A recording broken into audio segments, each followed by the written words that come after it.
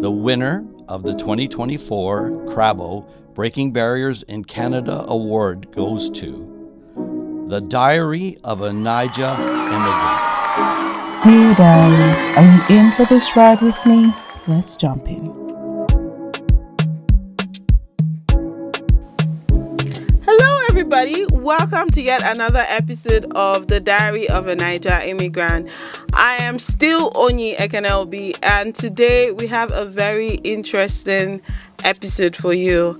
It's always a treat, like we just all the very fancy looking people that you see in Calgary. We try to bring them because sometimes everything looks like it's all roses and lilies and everything, but like when you hear people's story, you're like, wow, I did not know that it took you all of that to get to where you are right now. So that's what we try to do, just so you feel encouraged and you feel like you're not alone and feel like if this person could make it and could be who they are right now, then I can make it, right? So welcome to yet another episode. We have a very interesting topic and an interesting guest, someone that I am so sure you've been wanting to know their story.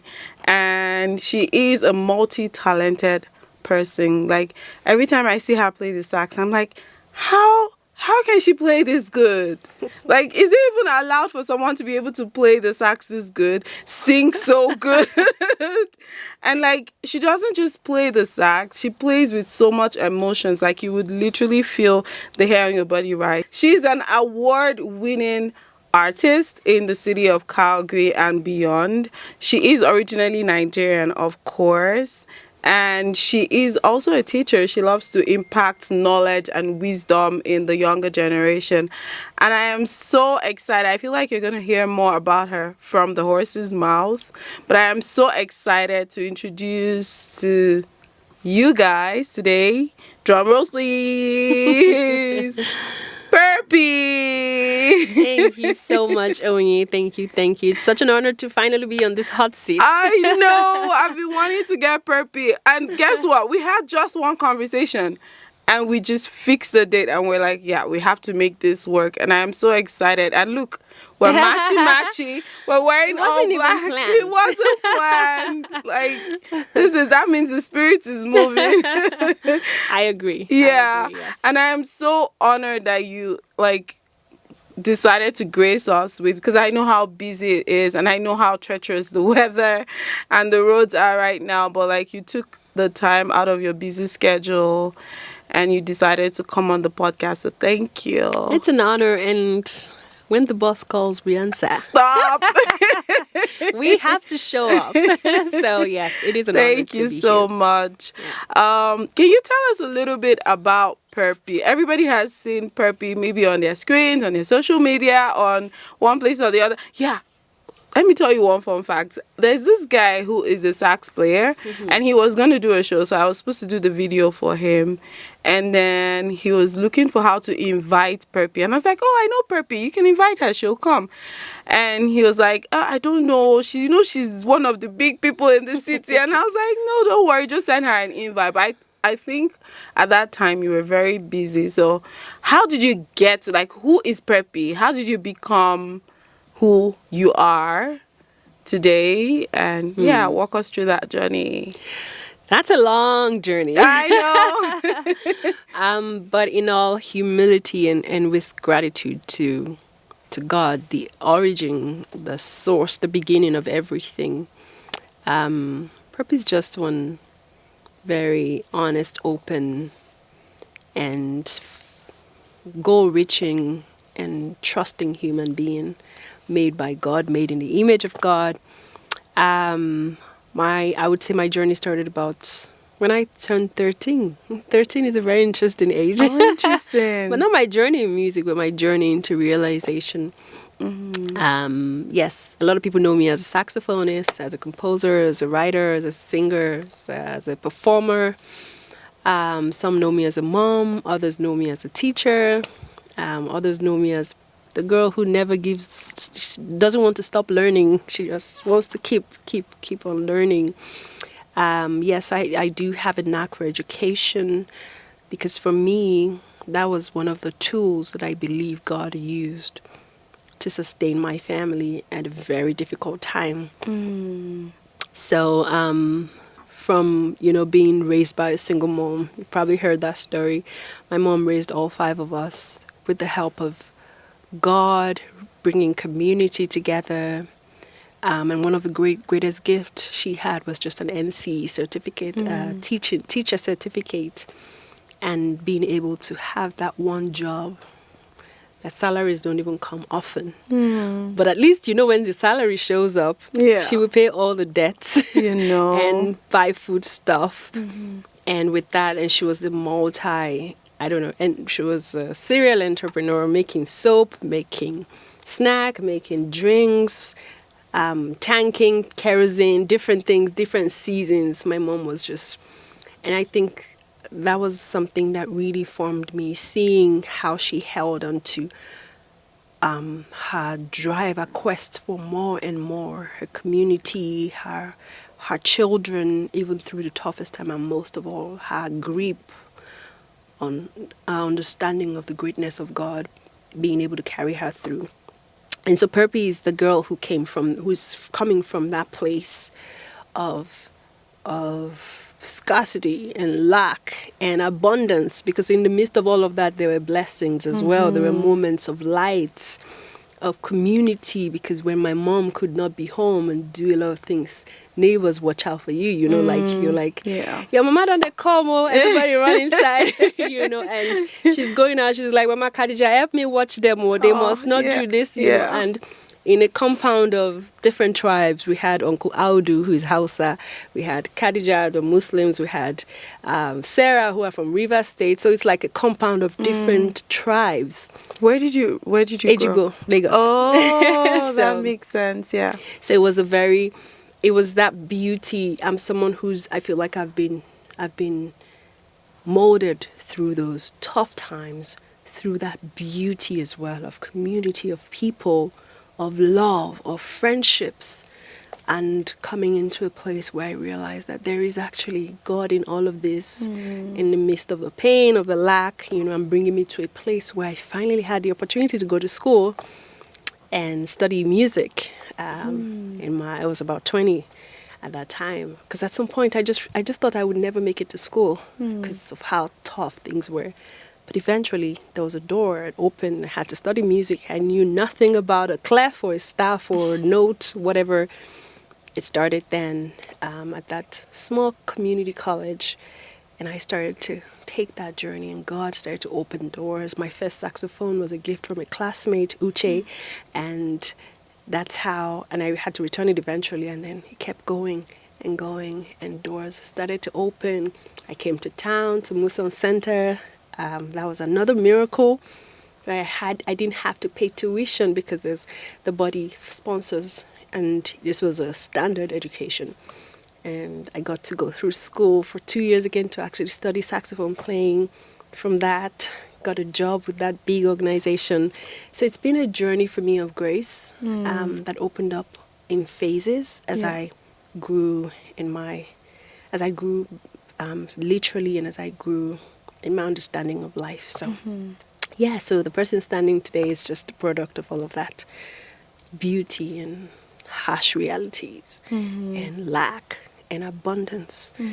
And I'm grateful to finally be here. And who I am today is just a miracle. A miracle. I had the same word in my mind, like miracle, literally. How did you get to Canada? How did Canada come to play in all of that? Canada was just my husband. He's like, when Nigerians, like they would say, like, I was talking to your dad today, and it's like, things used to be like, you come to Canada, you go back home because things were working, but at some point you realize that you just want to offer your children better opportunities, exposure, give them a space where they don't have to, almost know somebody to know somebody. Exactly. Even though the entire world is almost going that route, at least at the time, that was our drive. And my husband studying oil and gas and working in the banking sector for most of his career. Just wanted, something more. Not me at the time. Even me now, the cold just scares me. But yeah. Well, the summers are nice. You have your shows and all of that, which is great. Yeah. How did you become Perpie in Canada? Like the Perpie on stage, the Perpie that mixes sound. I couldn't even mention all the things that you do. You mix. Like sometimes when I saw you DJing the other day, I was like, sis, what can you not do, right? The other day I saw you mixing sound at church. We go to the same church, so yeah. And how did you become Perpie in the city, like with the whole publicity and all of that in the city? Another story of divine providence, to be honest, because coming to Canada in 2019, just before COVID, as at 2020, I had just concluded, this was 2 years after we were here, I had concluded that music was over. Really? It was like you just wake up and realize like there's no life here. And Calgary at the time, especially if you lived in the Northeast, I think it doesn't even matter where you lived. Like when you've just arrived, how many people do you know? Right. So you just realize like there's no room for me here. And I basically saw myself packing my saxophone in the common room we had there and at the condo, and I was like, this is over. And I just, but there's this thing about God's gift that I feel like you can't run away from, even if you feel defeated. There'll be times when you just feel like something is pulling you back and something is saying, I'm here, I'm still here, For the first 2 years, honestly, it was hard. And if you ask a lot of immigrants, some people have it easy. I've seen immigrants who just come here 3 months, they're working, they're doing good, they're just thriving. Oh, I'm so happy for them. I'm jealous for those people. I know. But then you have some people, they're like, it's a year, 2 years, they're still, just managing and pulling things, doing Uber here and there. So my first 3-4 months, I think we got here in February. My first job was with Costco. It was 3 months after. It was the most physically draining, demanding job I'd ever done in my life. And yet I was grateful. Like I was so happy, you don't want to finish your savings without having something refueling you. But I was also drying up emotionally, spiritually, artistically, in every sense of the word. I was physically, I was, when you come back from work and straight from work, you don't even have time for the kids. You're on the bed. You manage to get up because you realize that these children haven't eaten, and you make something for them. They eat. You go back to sleep until the next morning. You're out again. It's it's that kind of job. I was working at the depot, so it was very physical. It was very, very physical. 8.5 hours. This one is not the type where you have moments to gist and you are constantly moving. All the break you have is to go quickly grab a meal, eat. 15 minutes, maximum 30 minutes break, you eat. You're back in the grind. It's not like you're slowing down. There's no slowing down. Like if you slow down, they'll say your manager is watching. That kind of work is like, I think in Nigeria maybe that's like a factory kind of work. Right. Yeah. It was stressful. My first, and I did that for like 4 months, and my knees were messed up, and I still have knee trauma to show for once it. in a while. Yeah. So it was really, really stressful. And so all that period, I don't even remember ever thinking about music the first 4 months. Some weekends I'll take the saxophone, go into and just try to play it, but then there was just nothing. There was nothing. Like if something was dying inside of me, to say. And then God opened the door through church. I remember meeting Amy, and Amy was like, oh, I'm leaving for school in BC. Would you like to? After we got talking, she realized I had worked as a manager at Muson Center in Lagos, and she was like, oh, I'm leaving Steinway, Calgary. Would you like to apply for the role? I'm like, excuse me, would I like to? since yesterday because this was more office related, admin, and no more, Yeah. And that sent in my resume, and the guy went in for the meeting. He didn't even look at the resume. We're just gisting about. Why am I having chills? My head. Yeah. Yeah. Wait, you worked at FAC? So I was volunteering. Okay. That's even actually when I started volunteering in sound. Paul taught me how to mix. Really? Yes. Paul is my boss. Yes. Shout out to Paul. Yes. So did shotgun volunteering, and so they had dinner theater weekend. At the Harvest Room. It was a dinner theater. We had Italian. I think it was Alfredo. I can't remember. It was really lovely play they did that night, and I was volunteering on sound. And Amy was on the call, like doing the light calls and everything, cues and everything. So we were chatting in between, and I said, I'm leaving. I'm like, oh yeah, and went in for the interview. Kevin Anderson, an amazing human being. We were chatting about Lagos, Nigeria, what's happening, and the next thing he calls me the following week and like, when are you resuming? Wow. And that's how I started to, and Steinway Piano Gallery is a music space, even though it doesn't mean I was making music there, but I was coming back into that space, into that environment where I could use my brain, not my body. Right. And I could be in an environment and dream, again. And I had the most beautiful experience working there with Kevin and with Amy, because Amy trained me for about a month. It was so good, and I did that for I think about 2 years, a year plus, because I had my baby in between. And from there, little by little, while I had my baby, because I told you I'd given up on music in a lot of ways. So when the good thing here is 1 year maternity, so I was home for 1 year. And one of the days after my son was born, I was just on the piano in the living room, and I remember praying. I was like, because I felt something, it felt like a burden, like, would you just give up on this music? Would you really do it? And I prayed, and I was like, God, would you make room for me here? Would there be room for me? Like, it was almost like I was asking a question because I was not sure. Like, I hadn't seen any room, it's different when you sing and you're like, God, please give me room there, but like, you can't see anything. No hope. There's nothing happening. And so I was like, would you give me space here? And I remember how God has always responded when I pray for relevance or pray for space or pray for room. And I was just holding on to him there. And then the first thing that came was, I think I went on Instagram and I saw a residency at BAM Center, and I applied. The next thing was I saw the City of Calgary Mayor's Award, and I applied. I kept applying for things because, trust me, all this while, I was doing nothing. I was seeing nothing as well. Yeah. But suddenly I was seeing opportunities. Right, yeah. And I started to apply, and doors started to open, and my residency at the BAM Center just gave me grace, space to rebuild.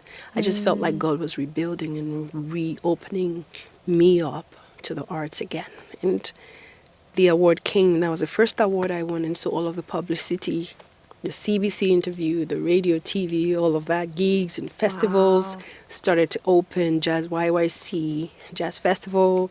They started to call and like, oh, we saw you won the award. You're a saxophonist. Oh my goodness, when did you come to the town? I was like, I've been here, but you guys letting God be do. Imagine if you had given up on it, yeah. So that's when all of that started to happen. I think it's from that moment God just wanted to show off, and it's like my child is here, So. Absolutely. Yeah. That is awesome. I had chills all through your story because I can relate on some level with what you went through, like just trying to find space and trying to occupy space, trying to find something to do, trying to make money at the same time. But at the same time, you have this passion that you need to feed, and you need to grow and continue to just do what you love, not just what you want to do to make money, but what you actually love and enjoy doing. And I must commend you. And one thing I also picked is volunteering. That's a big thing. Like, I feel like people don't really understand how volunteering opens doors, like, especially in this part of the world, right? Yes. Back home, volunteers, like, I don't know, but like, I've had volunteers that are like, do I have to come at so time? Like, is this like, and I'm like, no, like, just take your time and everything. And they're like, okay, back home it's different. Yes. Like, they Yes. put you on.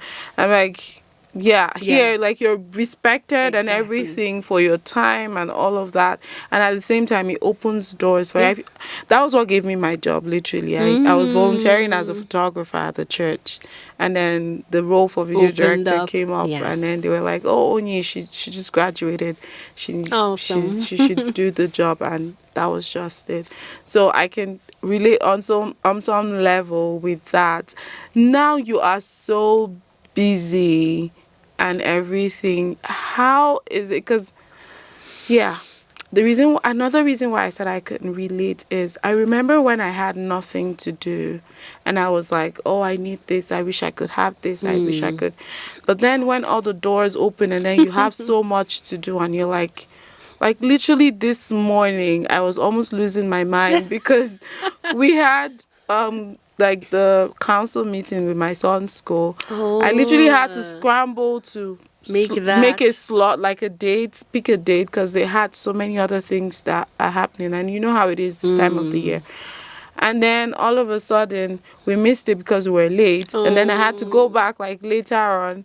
And like so many things to be done. But it feels like the family ends up suffering as a result of that because you want to thrive here, you want to thrive there, but at the same time, you need the family to thrive as well. True. And sometimes it leads to you like that burnout of what do I give up in order to let this happen? I just wonder, how has it been for you? You have 3 kids, right? Yeah. Yes. How has that been? That's a true struggle, a very honest struggle. You know, I don't know if you saw this post that was making the rounds on social media recently, and it's like, where would parents in their 30s and 40s, where do they hang out? And the response was like, in our cars, driving to school, driving for basketball, driving for music lessons, driving them here, we're driving the kids here, picking up this one, dropping off this one. We're always on the go and on the move. It's a major struggle, and I mean, like you said, I'm very busy. I'm trying to take that word out of my dictionary. The very busy. It's fine that people think that let people just know that I'm very busy or think that I'm busy and give me space, but I don't want to be busy. Like, I am learning to identify what matters most. In these days, you know, they say as you grow older, you get wiser. Like, you begin to withdraw.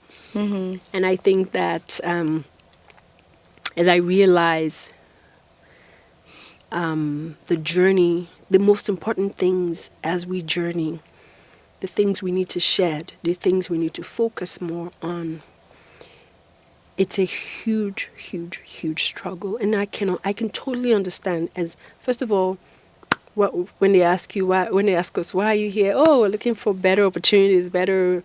And so when you think of better opportunities, or some of the things that you're thinking are good grades for the kids, so they have to be doing Kumon, they have to be doing mathnasium, they have to be doing this course, they have to be doing that course, extracurricular activities, sports, they have to do basketball, they have to do swimming, they have to do gymnastics, they have to do that, music, they have to do piano, they have to do this, and there's so many things, and it's important because we want these children to have a good life, you know. But the trick is, I'm learning, and I say this in total submission to God, who's taken me through a school, I believe I call the school of the Spirit, school of becoming. The devil is a very, very, the evil one, as God puts it, as the Bible puts it, a very, very crazy one. It's a very, very strategic one. And he has structures. And someone was sharing yesterday, like, if we do not have structures, and we're about to mess up big time, and mess up not just us, but the generations of the people God has sent into our lives. So yes, very busy, with music, because I want to, like you said, I want to thrive in the music. I also want to thrive in my family with my kids. I also want to thrive in my job because I have a 9 to 5. I have a full-time job as well. I also want to thrive in teaching at the studio, the music studio. So there's so many things that pull your attention, but I'm learning that until we sit down and analyze what matters the most. As immigrant parents, I think the pressure is much. It's on heavy. us. It's heavy. Sometimes I know when we arrive, one of the questions people are asking from back home, they're like, how are the kids adjusting? And we're always like, oh, the kids are fine. The kids are excited. In fact, they are happy with their school. They're doing good. I'm the one who's struggling. I'm trying to get a job. But the struggle is on both sides. Yeah. Absolutely, I agree. Children may not be able to express it. The children may not be able to, because they're excited too. They're in the moment. They're having new friends. But they're not able to tell you what the real struggles are. Same thing for the parents. I did a survey, I think 2 years ago, just checking in with parents. How was it for you when you arrived? How long did it take you to get a job, or at least your first professional job? I don't mean working in Walmart, which is not a problem, but just saying, like, how long did it take you to get into yourself? Yourself, yeah. Some of them, like, took me first 3 to 5 years, 5 years and above. Like, how did it feel for you all this time trying to get a job, being rejected? You know, when you apply to like a Walmart and you're actually rejected. I see. Do you know that is very... My husband applied to wash plate at Earl's and he got rejected. You'll be like... What is the problem? What's going on? I don't understand it. I am coming here on a, what's it called? Master's level. What do they call it here? What? Something Professional. professional. Okay, the skilled worker. Yeah. But then you come here like, okay, let me use the word manage, because that's the feeling. Like, let me even try. Let me even go and do sales role, and you apply and you're not accepted. You know, and so many, especially the men, they share how depressing Is that was, be, that journey was for them. Some men, like, including my husband, they'll be like, oh, it was okay. We know that we knew it was going to be not easy. So yeah. I say, when you saw the first rejection, be honest. How did you feel? You'll be Did like, your heart not sink? my husband is very proud. You'll be like, proud in a good way, and I love him for that. He'll be like, hey, it's okay. We knew that at the end we'll still get something. There are people who've been here for 2 years, 3 years, and they're still looking for. So I find in being, first of all, being very honest about what the struggle is, being honest about what the goal is, and being honest about what those important pieces of your life are. And sometimes we learn from experience, which is sad, which is bad. Like I think I prefer to learn from other people's experience than mine. Yeah. Why do I have to leave it for another person to learn? But then they say, if you ask the question, why me, then you're being selfish. You're trying to say, why not only you? Or why not you? Else? So yeah, you understand? exactly. So we own it and trust and thank God for whatever the experiences are. And so, to your question, how do we manage it? I think personally, God opened our eyes to something, and we landed something. We saw something that opened our hearts to really examine what is most important. I don't know if that answers your question. I feel like you're encoding it. Like something that managed. Is it something that you would be willing to share with us? Yeah, absolutely. Something I'll be willing to share. But so my kids, and as with a lot of other kids, as I'm finding out, chatting with parents and hearing a lot of things, we live in a very interesting society, which is very different from our experience back home. Back home, I mean, I don't even know when did you see it? Your first phone was when? Huh. So I don't. My first one, I that must should have be been in university. after secondary school. Exactly. That was when I was waiting for jam. When was your first computer? My university, that was like my second year. I So- still remember that and I remember that computer getting, oh my God, this is a true story. I'm sorry, I'm going to cut you short, but this story, there was so what happened, my dad bought my computer for me. I know how it was tough for my parents to raise money back then, and so they raised money and they got me a computer, and I was so happy I had this computer. And then I lost my aunt, so I had to go to the village for her Travel funeral. with the computer I did not go with it. I left it in my room. in school. I was living off campus. That's why I even remember it was my second year. I was living off campus, so I put it in my room. My room was locked, everything.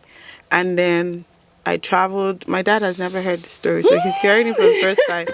And then I went to the village because my school was in the east. So I just went to it wasn't too far. I just went to the village. Same Anambra State. Went to the village for my aunt's funeral. And then the next day I got a call that Your room. robbers came to the apartment, and my room was one of the rooms they raided, and my laptop was no longer there. Wow. It was my aunt's funeral. I was crying. They were like, "How are you crying like this? Sorry, yeah, it's your." They did not know that it was my laptop that I was crying for. Oh. I was in so much pain. Like, anyways, I'm sorry to cut you short, but I just felt like I needed to make that confession. Yeah, basically, to answer your question, my first laptop was in my second year. Yeah, so that exposure it came at a point of need for you. Yeah. Extreme need. Your project will happen on that laptop. Oh, yeah, absolutely. Your research will happen on that laptop. But here, our kids come here from grade school. They have to have a computer. Yeah. Got worse with COVID, where Schoology and kids have to be online even more, you know. And that season, we realized that our children had been exposed to sexual content. What's the word? Unhealthy content online, unhealthy sexual content online. And it's easy for parents to be like, oh, you should have put parental control. Oh, you were not watching them. Oh, you did not do this or you did not do that. I'll be honest with you. Even if you didn't have the computer at home, you could have seen it on someone else's. Exactly. Someone else might have a computer. And one of the beautiful things, because we're taking Alpha course at church at that time, and one of the beautiful things our pastor, one of our leaders shared was like, let's thank God for even letting us find out.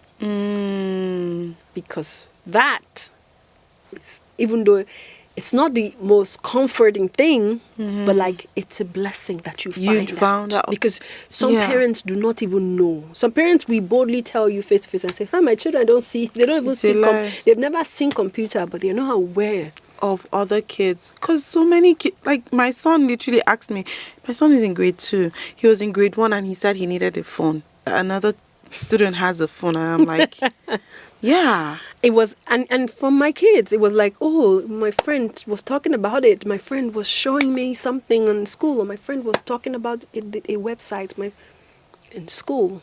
Wow. And what class, what age is this? This was like grade, was it grade 3, Wow, that early?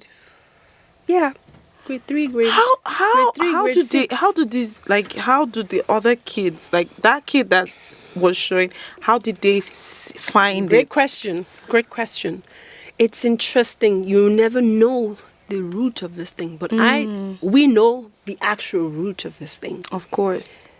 The smallest, most important unit that God makes changes through. Because when he would make a change, he said, of the root of Jesse, of the stem of Jesse, from Jesse's family would come a king, would come David, and from David would come Solomon. Yeah.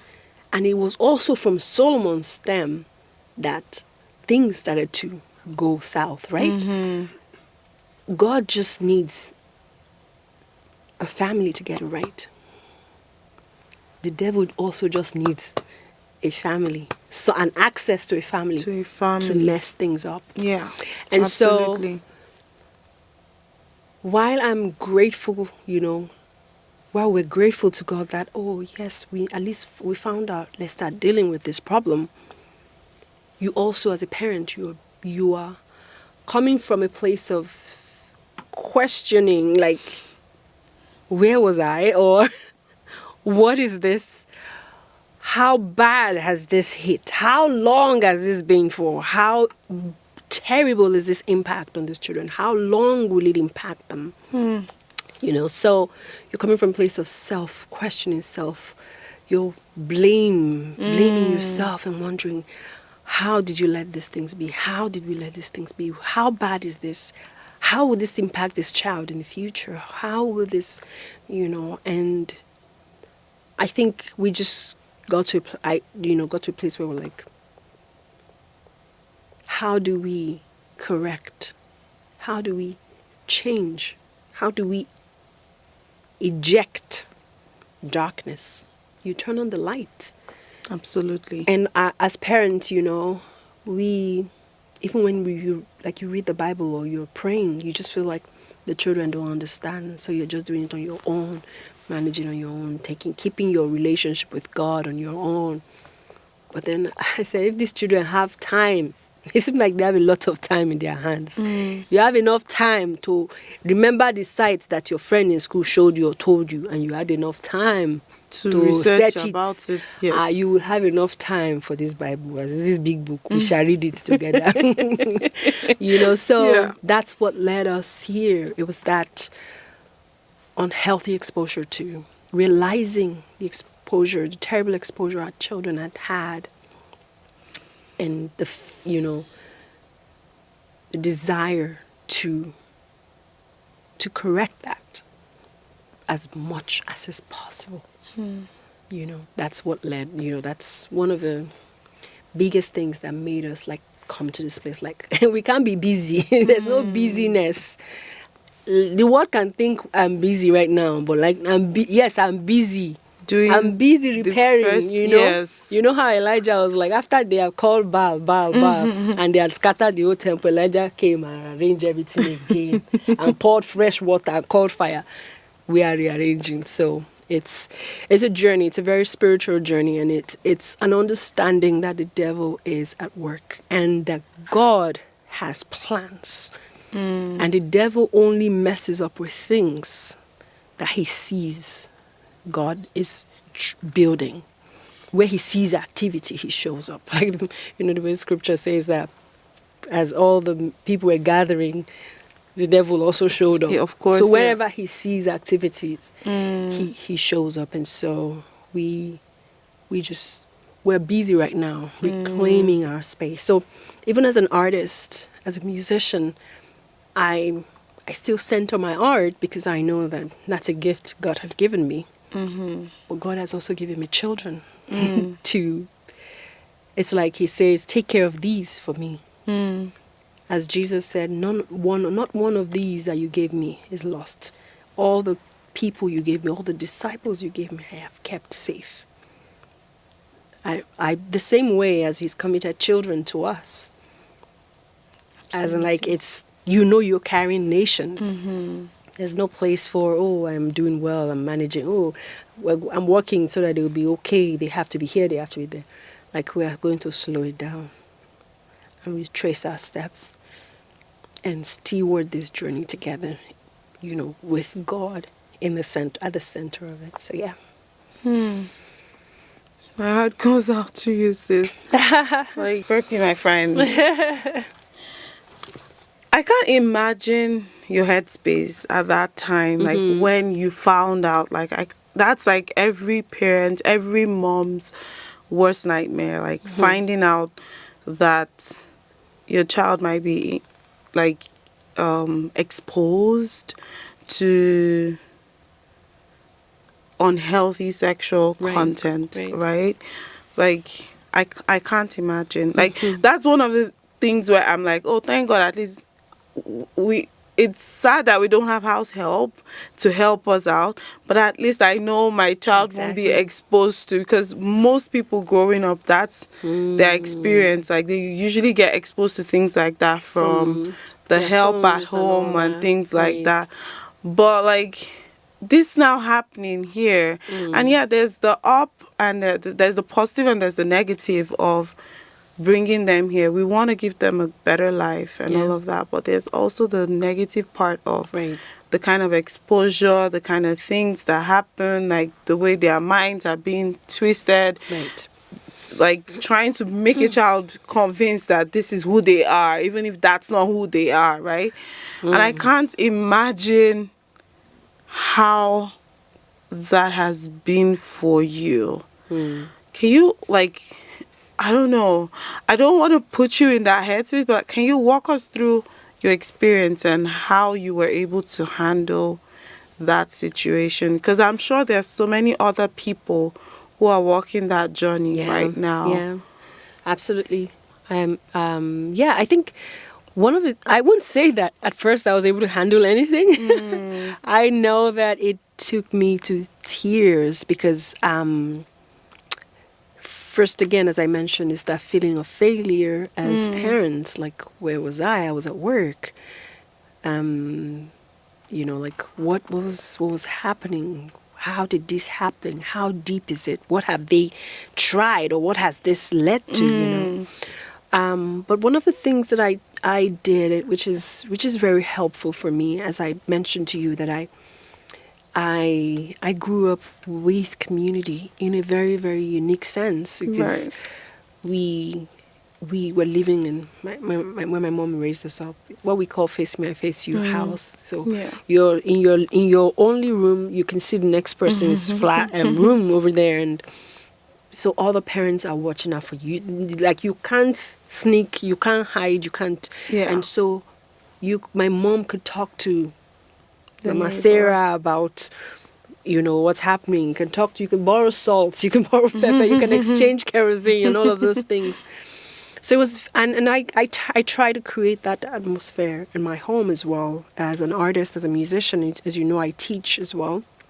I started with teaching in my house on Fridays, and I would, have all the kids coming and, teach and music, and we'll all gather, we'll play, we'll have fun. Parents are around with gist, and then they go home.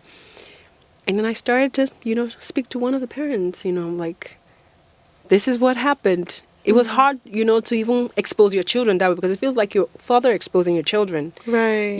Even here, it's like you're exposing your children to, my son is literally out there now Exactly. with an iPad, right? Exactly. Yeah. And then talking about it sometimes could feel like, are you doing your children more good by talking about it, or more harm? Yeah. So it was quite difficult, but I had to, open up to like 2 or 3 friends, women, mothers, around me, who I teach their kids, or who are friends who I could open up to, like, this is what just happened. And we all shared the shock together. So it wasn't just me at the moment carrying it, or me and my husband, crying at night or being afraid of what. I could talk to someone. And I wasn't sure how the response would be, but some of them were like, if you know what my daughter went through, or if you know what this woman's son went through, and someone, one distant person I didn't even know, was like, if my daughter, my son, this person's son was caught for, I started hearing things in the community. From You were not alone. From drug to sex to, what's it called? Thefts, to store robbery or whatever, from immigrant young people. I was like, this is real. This is not a joke. It's not a joke. Yeah. And some of these parents are professionals, like either medical doctors or own their own businesses, or are retired, or different things. So it's not like, it's because they are very busy, or it's because they're... I started to hear things. And some parents would be like, even on Uber, like I was so open. Like if the Uber driver is a Nigerian, I'm always like open. We just talk, and they're telling me, my two of my daughters, you can't even say anything to them. They don't even listen anymore. They're this one, they're that. This, I'm beginning to hear things in the community. I'm like, wow, this devil is mad. Crazy. He's very strategic. What is he trying to do to our children? And the truth is, if we don't talk about it, because it's very, very sensitive matter. You don't want to. I don't want you to see my child and tomorrow and say, like, "Oh, this child has been exposed to sexual content." No. Excuse me. Yeah. But I also want us to be aware that this is widespread. Absolutely. That even though parents are not talking about it, some parents are not even aware what their children are seeing in school.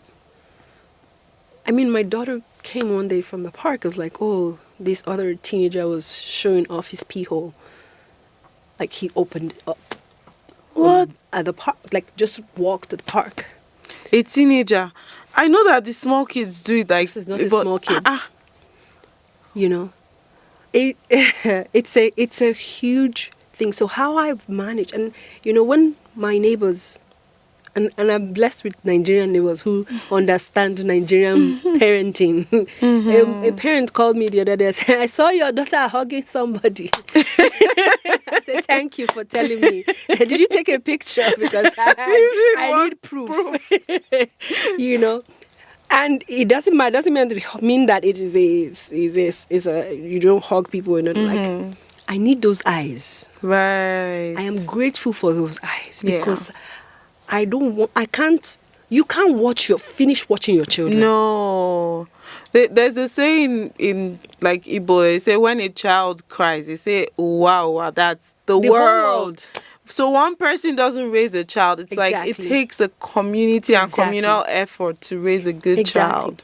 And then you see friends, neighbors, parents coming and just my kids and like, trying to get them to talk about it, open up, talk about the journey, what's happened. Like, oh, this guy opened up his pee hole at the park. Oh, he just said I should hug him. So I had him. Why? And then it wasn't just me talking to my kid, talking anymore. It was now almost like community gathering. But I think what's most important, the way we decided that we're going to deal with this, and you probably saw the blog post we did at FAC of starting the entire family reading the Bible. We just resolved that if the devil will continue, because he will not stop, to attack the children, attack families, then we have to equip them. Right. We have to raise warriors. We have to raise people who know who they are. Absolutely. The reason Solomon was successful in the Bible, as we read, is because David equipped him. When you read, even after he had written in Chronicles, and you read how David instructed him, how David was instructing him, do this. This is what God said. Do this. Do not turn from it to the left or to the right. Then you will understand the direction that he was given. Why he made so much difference. So even when he had given offerings, and when we were doing our devotion, and my husband was sharing that when he asked God for wisdom, those were not just his words. His father had told him that these people are great. Opening his heart to see what he needs. So it wasn't just Solomon saying, God, give me wisdom. He had realized it from his conversation with his father, what he needed. So he was able to humble himself and say, these people are great for me, and I'm just a child. Give me wisdom. So we at the house, we just realized that we must ground these children in the truth. And it might seem like, oh, how much can the Bible, like what can the Bible do, or what does it mean? Does it change? Oh, it changes a lot. Oh, a lot. Because you're speaking truth, you're speaking light, you're speaking positivity, you're speaking, as in, you're sowing a seed. You're literally breaking the foundation, demolishing whatever silly, stupid, dark foundation has been laid. You're laying a fresh one, true foundation for them. And that's what we started. And we know that it's not a thing. You can't tell a child, read your Bible. You must read your Bible today. You must read your Bible tomorrow. Okay, read it now. Have you read it? No. Like, we had to put structures together around it. And we had to do it together as a family. My husband had finished reading his old Bible from the... If I tell you I just finished and he was starting again, I said, we're all going to start it again. Every time you read it, like, it reveals something new. That's the thing. That's what, like, we were talking about it in one WhatsApp group. And someone was like, they had read. And I was like, every time you read it, you might read it now, and this is what the Holy Spirit reveals to you. And then you might read it again, and then it reveals something different, something fresh, like a fresh perspective. Yeah. So I don't think it's too much to read and read read again. And it just makes you even more equipped in the Word, because it's like the whole armor that you're putting on in order for you to wedge against dark forces, darkness and so even when you say, because your children still have to do basketball because they love to play basketball. You still want them to go for their music lessons. You still want them to maybe do their math and do all of those things. And so your schedule can be a mess. Your schedule can be a mess, but you have to decide. Maybe this 1 year, we shall do Bible in a year, and we are not doing nothing else. So is that what you're doing? You actually stopped all the activities? No, funny enough, we didn't. We had to find a way. Thankfully, we started in the summer. Just before the summer, so we had time at home. So the first 2 months, we were already having fun. It was like, the Bible is fun. Yeah. I know people don't, some people like, reading Leviticus. Are you reading from Genesis? Really? And we're using a Bible plan. So, and the Bible plan combines it. So you're reading, each day you're reading Old Testament, and you're also reading New Testament. So you're reading Genesis and Matthew, and then Leviticus and then you're coming all that way. Because that's the only way you understand what's happening. Yeah. You need, if the first time you're reading the Bible, I don't know that I would enjoy just reading Matthew. I just want to understand what's happening. And that's how the journey started for me and my family in reading the Bible. And throughout summer, we had so much fun reading. And what's the outcome? The kids are hearing about something greater than them. Something bigger than any one of us. Absolutely. And they're aligning themselves, because they say the more you behold, you become. And because we know that these attacks will come. It doesn't mean it won't come next time. It doesn't mean that they are free. They will not be exposed to things again. But then they are have equipped. the armor, to the weapon. They're equipped, fully equipped. And that's, and not just reading to have fun, but to understanding digest what it. God is saying per time. Absolutely. And how we align, how we are part of that story, how we are part of God's story. It's a whole lot to unpack, honestly. But what I can say is, if there's one thing, especially for the Christian families, I shared a clip the other day saying that they say, let children grow with free mind. When they are grown, they will find their way. They will understand. Every child will still find his way. It's a lie. It's not true. The guy was like, indoctrinate you. If you believe in God, you know the God you serve. You know that this is a good God. As God, like I used to ask someone, has God ever asked you to go and kill somebody? Has God ever asked you to disrespect people? The relationship with God is one that teaches you purity, teaches you honor, teaches you respect, teaches you to do your job exceptionally. So there is so much light with God. So how can you infuse so much light in a child and still expect to see darkness? Absolutely. So as much as they would do the basketball, so we didn't stop them from doing basketball. We didn't stop them from we just slowed down. Right. God in his own power is even stopping things by himself. Like he knows. Like my daughter, for instance, my daughter tried out for basketball this third time and didn't get in. After she had made it first time, second time, made it through the team and all, And this third time she did try out, and we were so excited that she would make it. And then she was not in the team. Wow. Time back. Let's read the Bible more. So it's a journey. And I'm not saying that God doesn't want my child to do basketball, but I am grateful for those shoveling, like chiseling things away so that we can focus on what matters. You put things in perspective. I don't know how these children will turn out, but I know that with the light of God entering into them, even if they miss their way, He will pull them back. Absolutely. Because there's no way you sow into something and it's empty. It's not a basket. The word of God is powerful, and people say, "Oh, they are young; they won't understand what they are reading." Yet, it will shock you what they are grasping, what they are understanding. And even though you may not see the fruit of it, doesn't mean they still don't argue or still frown when you tell them to do their chores. They are still kids, but you're giving them and you're pouring into them from a higher measure. And as immigrants, we can deceive ourselves all we want and be like, "Oh, it's life. It's the way it is." Some people will say, "Oh, even in Nigeria, children are exposed to sexual content," or even in Nigeria, young kids do bad stuff. It's all over the world. I agree. But we are here. The pressure is more. There's so much pressure. Your child is going to deal with peer. In back home, what is peer pressure? Like, so the worst case scenario is bullies, but who is pressuring you to wear crop top and not? And, the pressure is real here. The exposure to the internet is real.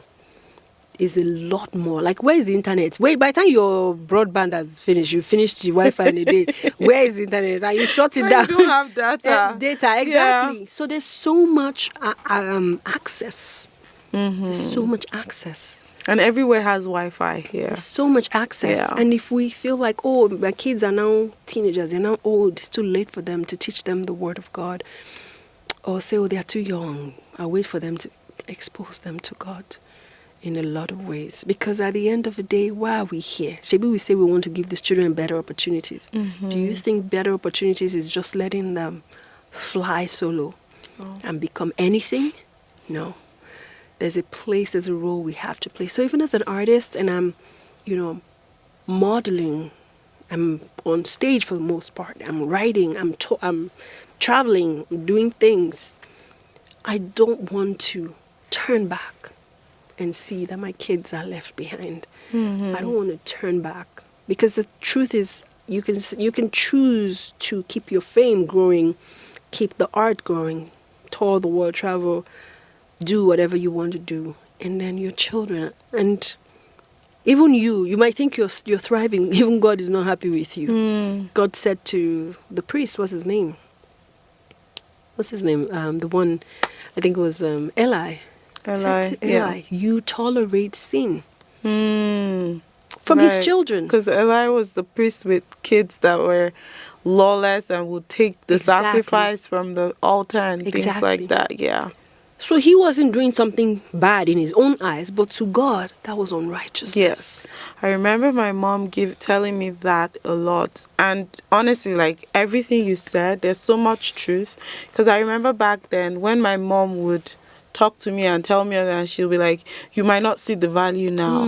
It's when you get older that you would see it. And I feel that in my bones. Even mourning her sometimes, that's what I remember. And my heart breaks all over again, because she poured so much life, so much of the word in me, and like now I see the value. But back then I did not. I didn't understand it. Even when she wasn't there and I lost my way because she wasn't there, like because I lost her, I was like, no, there's no way here. I found my way back because of that seed that she had poured in me for a long time. And I was like, I don't think she'll be pleased that I lost my way, because she was like, she lost her life and everything.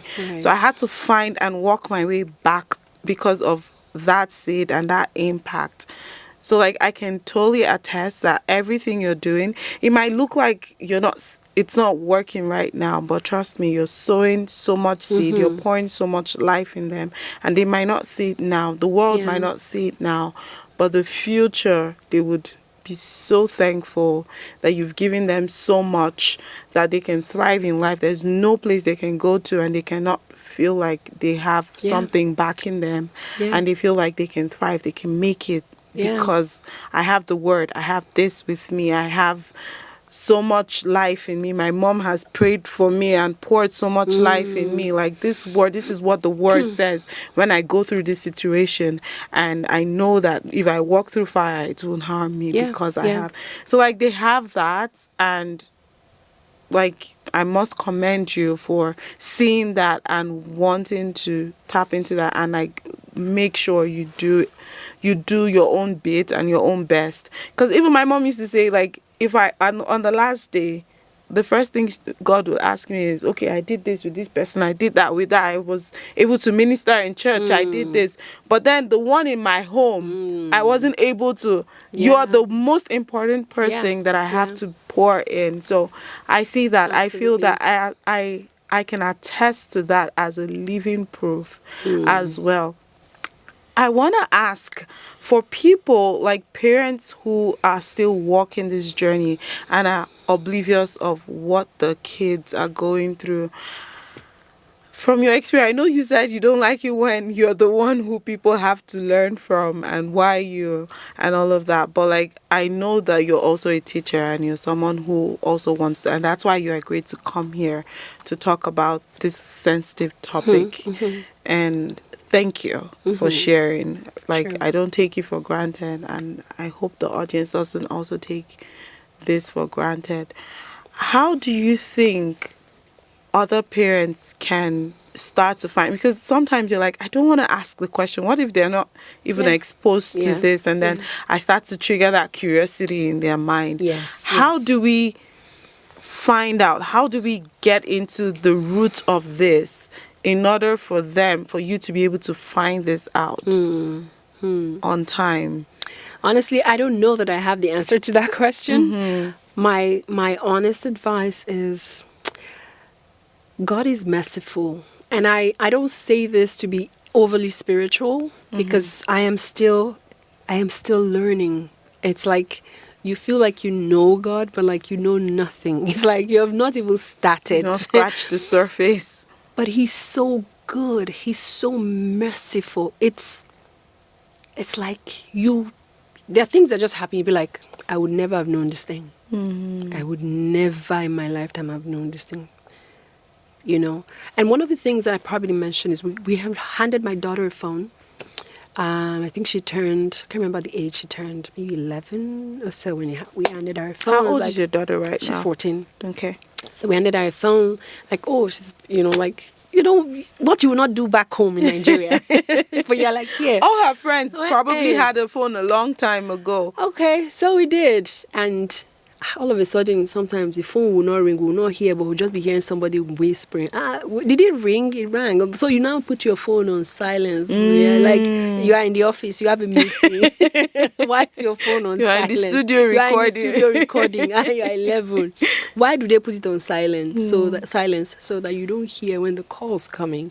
Right. And so we started by, okay, let the phone only sleep in the living room overnight.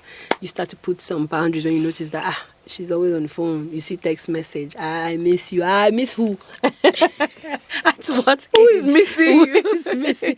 To be honest. And why are they missing you? So we also, and I know some parents will be like, oh, it's okay, the children need phone. Like, if you have to pick them up from school, you don't know where they are, or they have to take the bus, they don't know how to get there, they need to use the map. There are other ways. The phone is one of the biggest challenges. And it could also be your access to finding out things. Even their computers. Some kids are very smart. They will delete everything. You will find no trace of it. And so don't go searching, letting them know you're about to search. Search like you're just checking work. You will see things. The Lord will just be sending you to where to go to history. You just be seeing things.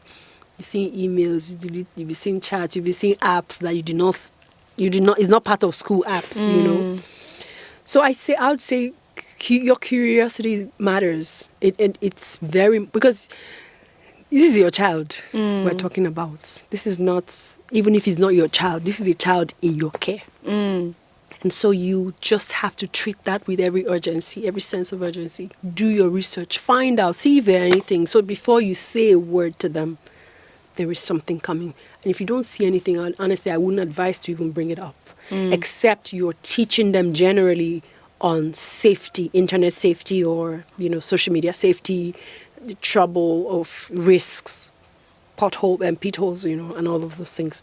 Your curiosity will help, search things. Don't just say, oh, I trust them. You're not checking their emails. You're not checking their text. You're not checking their deleted folder, like trash folder in their inboxes. Check things. Don't say, oh, my children are good children. They are trustworthy. You have no idea what seeds are being sown into them. It's not like your child wakes up and says, I want to go and search up sexual content. No, somebody says it to them, or someone even shows it to them. Exactly. In your absence. So we're teaching our children today to be able to say no, but it doesn't mean that their eyes don't see the first thing. Even though they walk out and say, don't show me that next time, it leaves something in them. Our minds are very, when God says, love the Lord with all your heart, with your soul, and with all your strength, He's asking you to use your entire being. Because when the devil comes, it goes straight to that mind that affects your entire being as well.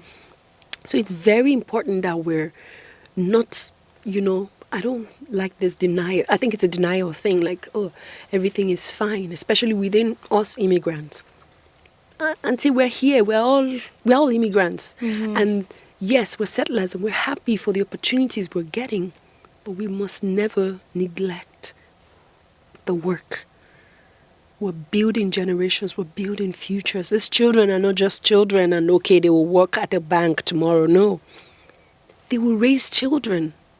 When the scripture says, I can't remember where, there was a story about when you get into this land, when he was bringing them from Egypt, where he said, when you finally take over this land, have these wells you didn't dig, these houses you did not build, when you finally take over and you eat and you're satisfied, do not forget the Lord your God.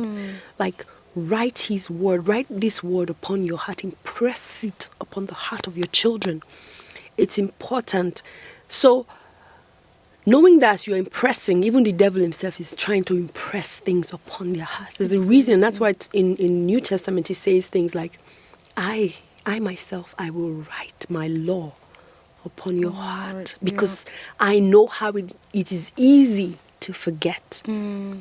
So even our children, when they get into opposition, they can almost easily forget what they've read. They can almost easily forget all of those things. But when the Lord himself impresses or writes his law upon their hearts, they can fight things. So our role as parents, and I say this to a lot of immigrant parents, be open. There's no rigidity. And I see some parents, they'll be like, oh, that's the way she behaves. Or, oh, she's very, my child, oh, that's the way he is.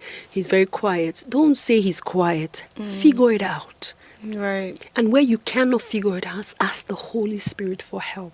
Like, what's happening with this child? Find out, and he will show you things. It will shock you. You'll be finding things out that you would never have known. Because God is interested in his children. God knows what he's trying to build, and the devil knows what he's trying to destroy. So we must be very conscious and search things. Ask them questions when you feel comfortable, but create space also for this conversation. I'm very different in the sense that I was raised by a teacher who doesn't have time for gentle parenting. What they call gentle parenting. It comes with knock on your head. That's how my mom raised me. I'm trying these days to be more gentle in my parenting, but I may have landed that knock first before we start to talk about things. But I encourage parents who are trying gentle parenting to gently bring the conversation up. But me, as I'm talking, sometimes the cane is in my right hand. So as well. And I know that we're in Canada where we have to adjust to the way we parent, but you cannot lie to yourself. That there's still something in you that cannot be gentle with this parenting thing. And I'm being serious, because you can't change overnight and say, oh, she's going to have this child will have a phone, this child is going to have a computer, and I'm going to trust this child. she's very, very she's very, very responsible, will not do anything ill, and you don't bring yourself to go and search at night when they are sleeping. I don't understand that parenting, because that is how we knock in these days. That's how we have cane in our hand, and I can wake my child up at 2 a.m. and say, explain this email, explain this text message. Who are you missing? Please, like, what's happening here? You know, because we cannot say, oh, things are different here in Canada. Children have boyfriends at 14, 15. I don't understand. Children actually have sex at 14, 15, if not even 13. Do you want that for your child? Do you even think your child, in their right mind, in their right senses, want that for themselves? No, it's only when they are twisted. Only when that child's mind is twisted. And I know we live in Canada where things are different, but we need to understand what our role as parents are.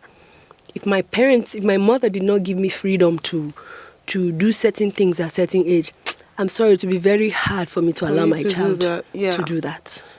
Because God does not make mistakes. That I'm in Canada. See, lion does not born goats. Not possible. Not possible. So there is that rigidness that you must not lose. And I'm not saying do not embrace the Western culture. Yes, we're here now. We have to adjust, but certain things cannot be adjusted. Certain things, instilling the right principles in your child and following it up. So don't say we have said it, they've heard me, we've spoken about it, that's it. Until follow up. That's why there's exam in school. You don't just teach and leave it, you follow up. You check to make sure they are doing these things, because children, they forget now by seconds. Like, like when something is entering and they come. I don't know why I'm speaking pidgin English today. Don't worry, the Niger audience will understand. And if you don't understand, just leave a comment and I will send you the meaning of the. Yeah. So, and I know that probably audiences want to hear more about my artistic journey, but as an artist, I'm also a mom, and this really, really put a stop to me for a lot of reasons. In fact, when I was doing EJ Live finale last year, it was like, I'm going to settle down and focus on my family for a bit. I'm going to take steps back and understand where I'm missing it and repair this bridge as much as possible with the help of God. So yeah, it's our role as parents to be vigilant. You're like vigilant is in your home. You're the one awake at night. You're the one praying. You're the one waking up. You're the one checking. You're the one asking the questions. You're the one with the cane on your right hand.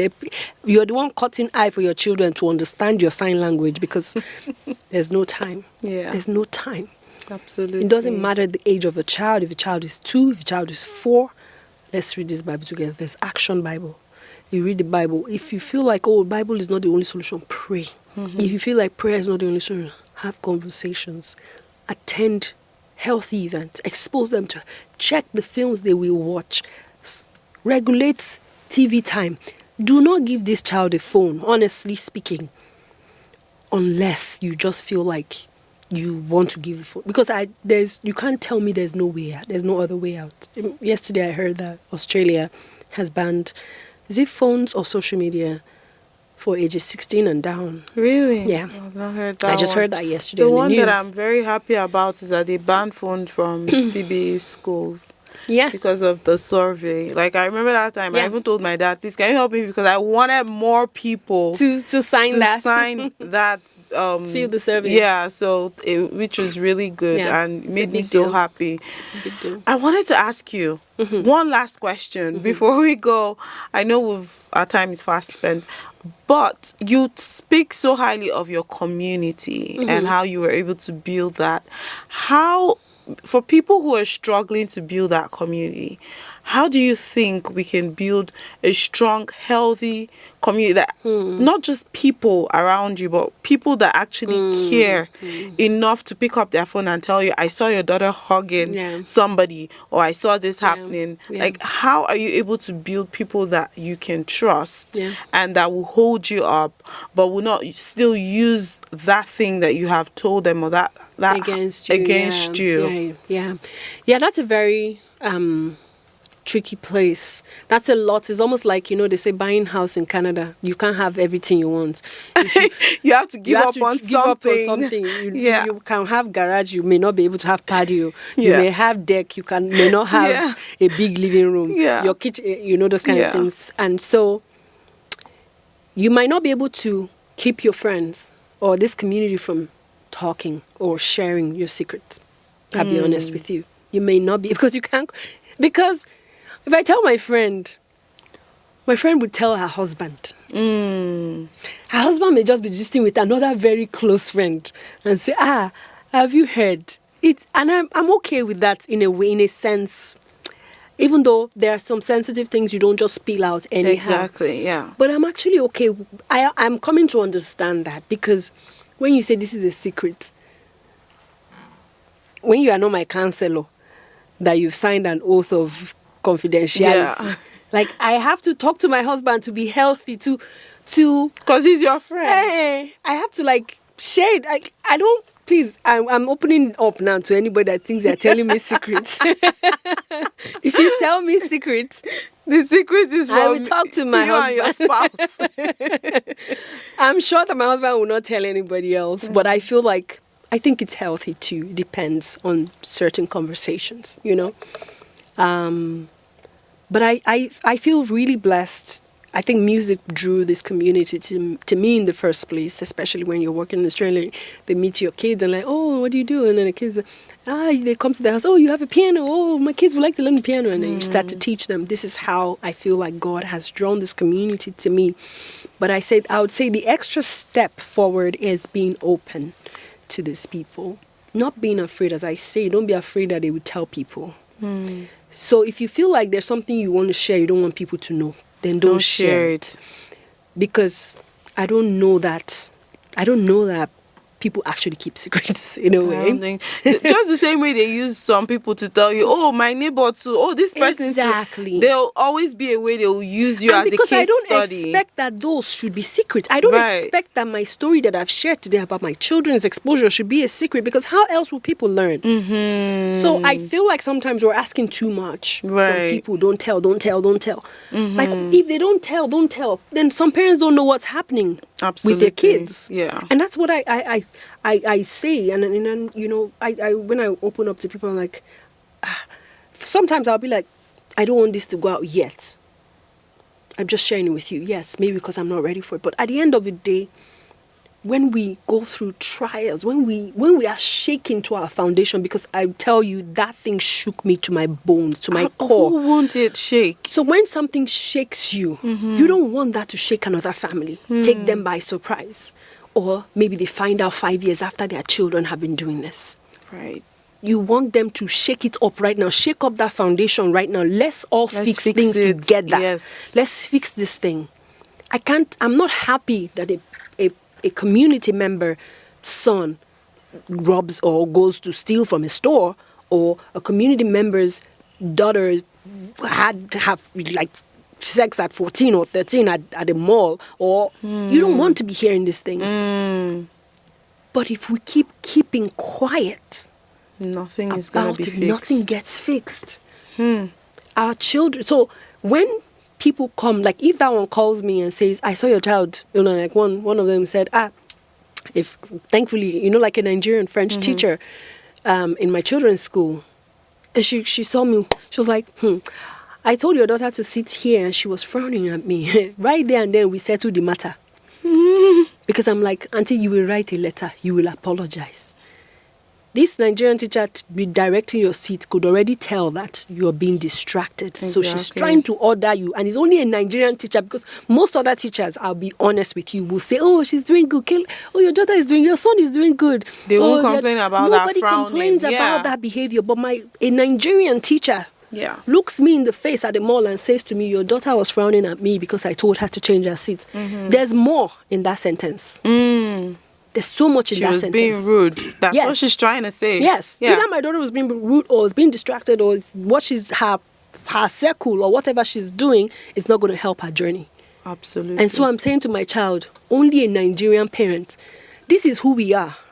as Nigerians. This is truly our nature. This is how I grew up. And that's why my mom knows that she can be in the markets and our children cannot be messing up. Because the women, their eyes are like foxes around the house. They're seeing everything. They are watching. And also they are recording the it. same thing when they are not around, they know that her child or her son cannot be doing rubbish because my mom is around. My mom used to hold cane for people's children. You'll be like, is this your child? And so that is the attitude I came to Canada with. And I didn't even realize this until things started to open up. So if a parent tells me about my child in French class, or a parent says, I saw your daughter or your son hugging somebody, being too close to someone for comfort, if I do not appreciate that move, if I respond coldly to that, if I do not respond with, gratitude, welcoming that, they won't tell me tomorrow. Absolutely. And then my kids can be as lost as whatever.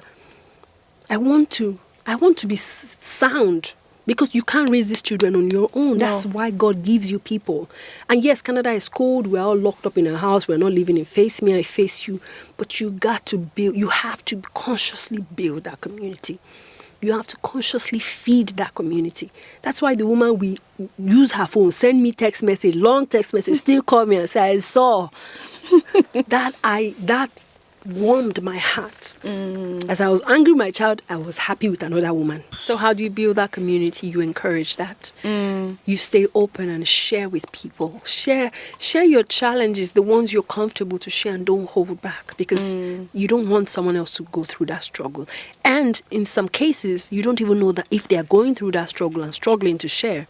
And so the moment you share, you've given them space to feel safe to share with you their challenges.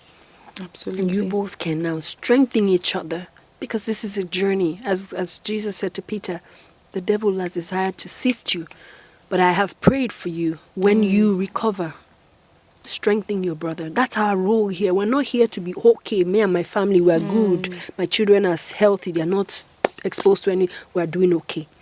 It's a community thing. Once you are strong, you strengthen the other. Once you have finished crying for what you found out for your child, you share. Someone else is able to open up. You strengthen them. They become stronger. We grow as a community. Because we're all visitors here. Well, I don't know. Maybe we will live here forever. Maybe this is not, Absolutely. So we have to carry one another with so much honesty, respect, openness, and carry ourselves in faith as God wants us to. Thank you so much, Perpie. Thank you for sharing and being so vulnerable and just opening up. I'm sure so many people don't know this side, this vulnerable side. We only see the roses and everything and the bows, and we see how beautiful, how talented you are in and out, but we've not seen this part. So I appreciate you coming on the diary and just being so vulnerable and opening up and sharing, and hopefully we get to strengthen more people and also open up spaces for people to have those honest conversations, and hopefully we can grow and heal together, right? Absolutely. Absolutely. Now let's do something fun. I'm going to ask you some questions. What is one thing that you wish you knew before buying that one-way ticket? Let's not leave on a heavy note. Oh my goodness. What is the one thing I wish I knew? I wish I knew how far it really meant it was going to be. Far away it was going to be. I would have spent time. I would have just traveled the whole of Nigeria first, the whole of Africa. I would have visited the whole of Africa and just, dig myself into my roots properly, even more than before coming. That's what, if I knew how, I know it's far, they say Canada is far, but if I knew how far, and I mean far by literal sense and attachment, how far it takes you away from home. My gosh, I would have soaked myself in home. It's not late. When the kids grow, you can travel to I wherever you know. want to. I I know know. that restriction of, I have young kids. I can't really pack my bags. Or Right. maybe we should plan a girls getaway. I think we one need day. that. I think we need that. I think we need that. I think we need to plan a girls trip so that we can, That is much needed. for us moms. Yeah. Moms getaway. That would be nice. Maybe this year, 2025. Okay, yes. Maybe 2025 we would, or 2026. We shall start planning it. We'll start saving. I feel like if we do it the same year, it might be too abrupt and it might not be. Yeah. And You some need of us time. need to You get need Bali time. first Yeah. of all. Oh, okay, yeah. Yeah. For sure. So maybe 2026. Yes. That will be the plan. Okay. And one other question, not the last question, but quick questions. Jollof rice or fried rice? Jollof, please. Jollof or amala? Ah, With the whole it's abula. not the same It's not the category same. now. But I will go with. That's hard, Sha. You have to choose one. You can't have all of them. Amala. Amala. With a lot of protein. With With a a lot of lot of animal. obstacles. Obstacles. That will make it fun. Okay, what's your favorite weather? Would you choose winter Hey. or fall? Did we have fall this year? We did for a bit. It was beautiful that time, but it was short. Sorry, So this is now not- we since forgot you're posting next year. Oh yeah. Because, honestly, I don't know the difference between winter and fall Right. in this yeah. Canada. It's just that first period when everything is golden. For 1 week, 2 weeks. For 1 week, 2 weeks. At that time, I was just- like, I wish I put a drone just to take a video of everything. This weather. The I would choose weather the is- fall. The fall. I wish I could extend that fall. Fall or spring? Spring, yes. I love spring. Yeah. I know it rains, but then it also, the snow is clearing. The greens are showing up little by little. But then sometimes Calgary, the snow will I just know. fall Not this in the middle of Calgary. the spring. Spring or summer? The summer they hot, Sha. Summer is so hot. But You can't have it all. I know. But you can drive anywhere. You can go to Banff. You can, Right, yeah. Summer. Summer baby. Me, I'm a spring baby. I So, know. Yeah, I I love love the it. spring. Yeah. The reason why I love the spring is just that birth of new life. Yeah, It's yeah. just like everywhere was gray, everywhere was dry, and then all of a sudden you start to see flowers blossom, you see things spring is up. just, yeah. It's just a reminder of the creator, like, oh my gosh, Yeah. this is like So how different. Like, exactly, like the Change of colors just scene. start to bloom. That's why I love the spring. The spring Yeah. is my favorite, and I was also, my birthday falls in the spring. Oh. I mean, maybe I'm not following this weather for my birthday When because is your birthday? February 1st. So Oh my I'm not gosh. even going to My follow husband this. is February 21st. I'm and not I'm following like, this weather.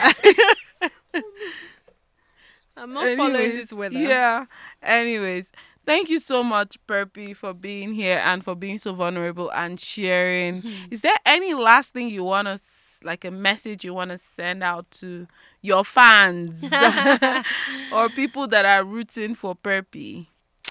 First of all, I would say thank you to you for giving me the space to share.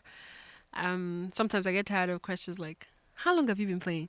Oh, when did you play last? When was the first time you played saxophone?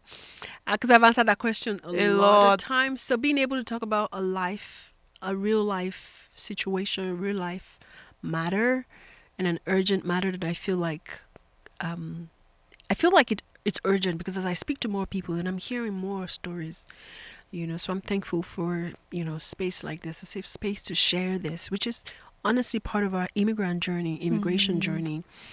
I would say for all those following me through the years, I want to thank every one of you for supporting the brand, supporting the act, even when I don't have my act together, for standing by me and for showing up. All of the sold out shows has been this community of Calgary, not just the Black community. My first show was like over 60% Canadians. Wow. And you'd be like, and show was going to start at 5:30. 5 p.m. they're already at the venue. The place was full. I was the one who was coming on stage late. So I've been blessed here. But it took a journey. It took me on a journey. And I just want to encourage other immigrants coming. Our journeys may not be different. The same as I mentioned, some people 3 months, they got it. 1 month they're in, they've settled. Our stories may and most likely will be different. But there's one truth, that our stories have already been written. As David said in the scriptures we were sharing in church, all the days appointed to me were written in this book. And I share this even for those who are not Christians, who do not believe in God. All the days appointed to every man has been written before one of them came to be, before we were even born. So there is order. There is order. And I encourage anyone who's not sure to find their way and dig till you get to the source, till you get to the root. And he draws you. God draws you by himself as well. But at the end of the day, our lives, even as artists, music, and as I share this, obviously, this is impacting my writing. This is a story I've always shared on stage when I perform, like my connection to God. But even now, it's opening up. It's deeper because of this journey we started with a family. Knowing God is a blessing. It's a gift. And it can settle you for life. It can take you away from that hustle mentality, from that scarcity, which a lot of us are coming from, to a place of rest, a place of abundance, a place of purpose. And I just want to encourage everyone to, even though you have questions about who God is or how to do this, just start to research, start to find, start to seek, and you will find. Thank you so much, Perpie. Thank you. Appreciate you. Thank you. Coming, Thank you. sharing. Like, I know I've said this over and over, but I really, really appreciate your vulnerability and your kindness to just trust us, trust me, trust the diary with your story and with your everything you've been through, your struggles, your wins, and even with your journey with God. And I feel like you're the very first person who has actually talked about God on this show, which is amazing. That's an honor. I hope God is pleased. So thank you so much. I appreciate you, and I wish you the very best of luck. Thank you so with much. everything, and I hope everything goes well. I hope kids and everything, like, you find everything you're looking for, and I trust. I can feel it in my bones. I trust that it will bear good fruit. Absolutely. In the future. Yeah. They say we do not live like those who have no hope. We have hope. Yes, there's absolutely. Just knowing God is that light, that hope. You just know that there's hope of our salvation. And so I don't share this story from a place of defeat. I share it from a place of victory. Absolutely. Because, like I said, victory started from the moment God revealed it. And so following that up, we're just sowing continuous seed to keep flushing and rebuilding. So it's a place of strength we're coming from, place of victory and just dominion, knowing our place in the harvest, knowing our role as parents, knowing our role as human beings, as artists, those who say they're activists or advocates, knowing our role, what we're really here for is to sow good seeds and to raise strong generations of royalties, of kings, of priests. That's who our children are. That's who we are. So just doing that from a place of victory is very key. Yeah. Thank you. Thank you so much. Thank you so much, Perpie. And that's the diary. Bye. Bye. The Diary of a Niger Immigrant was proudly brought to you through Onyi's Lens. If you like this episode, then you should check out our other episodes. Don't forget to like, share, subscribe, and leave a comment on whose journey you would like to hear about next on The Diary of a Niger Immigrant. And until next time, I remain Onyi Ekenelbi. Bye now, friends.